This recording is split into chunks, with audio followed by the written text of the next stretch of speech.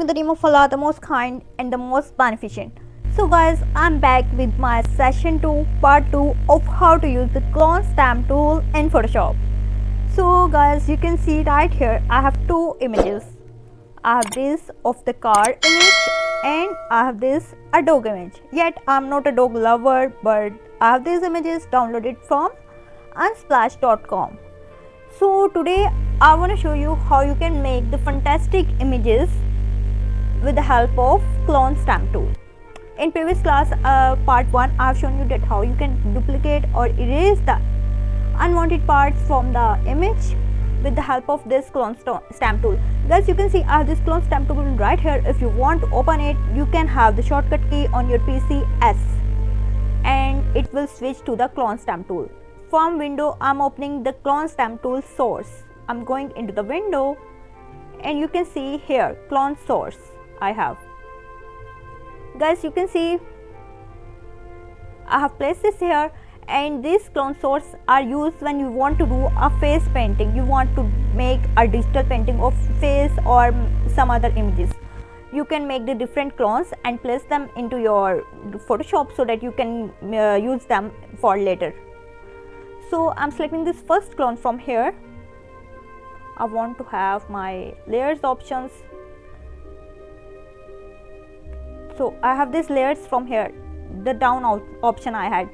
So guys, you can see first of all I have selected this clone stamp tool and I'm defining the source from here by pressing the Alt button. I will define the source by clicking here. I will duplicate this part into this part. Let's see how will this work. First of all, you have to always remember whenever you are working with the clone stamp tool, just work on the new layer. It is a tip for you. Guys, you can see if I draw here, you will get the same look, but I want to flip it, so you can flip. You have some of the properties here. You can flip horizontal. I'm clicking this flip horizontal and I'm rotating its angle a bit. From here guys, you can rotate its angle. These are the properties. I'm increasing its angle like this. You can increase or decrease the angle. Let me zoom out.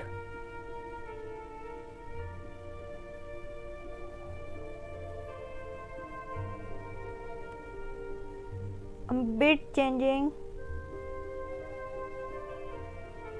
So guys, I'm zooming in. From here I'm going to draw.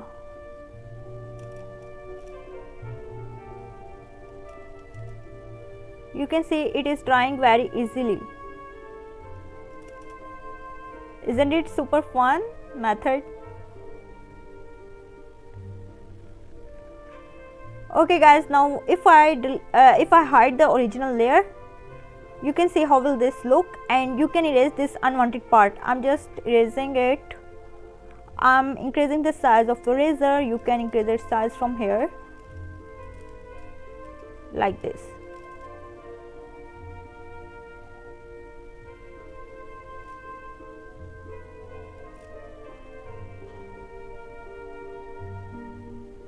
So guys, you can see let me show you.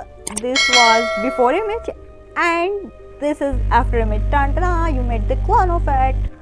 Now I'm going with my second image. You can see I have this image right here. Yet this is a very cool image, but I want to have this part, this cute feature here. I want to place here. Now see how will this happen with the help of clone stamp tool.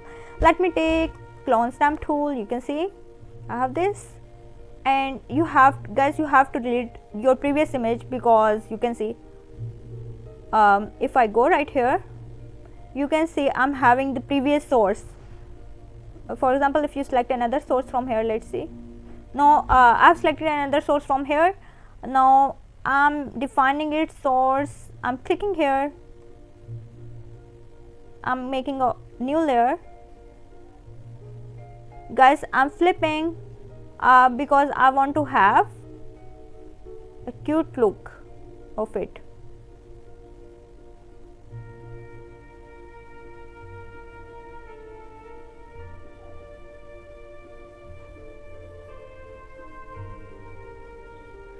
Guys, you can see you have this feature here.